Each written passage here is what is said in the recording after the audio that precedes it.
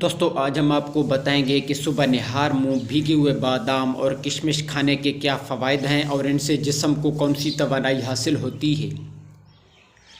دوستو بھیگے ہوئے بادام اور کشمش کو اپنے ناشتے میں شامل کرنا دن کی بہترین شروعات ہو سکتی ہے۔ ان سے نہ صرف دن بھر توانائی ملتی ہے بلکہ اس سے پورا دن پیٹ بھرے رہنے کا بھی احساس ہوتا ہے۔ بادام یادداشت کے لیے اچھے ہیں اور بھگوئے ہوئے بادام کو کشمش کے ساتھ کھانے سے دماغی صحت بہتر ہوتی ہے۔ بادام اور کشمش کی اینٹی آکسیڈنٹ خصوصیات ہمارے بالوں اور جلد کے لیے بھی بہت ہی اچھی ہوتی ہیں۔ یہ دل کی صحت کے لیے بہت اچھا ہوتا ہے اور تیزابیت کو بھی دور کرتا ہے۔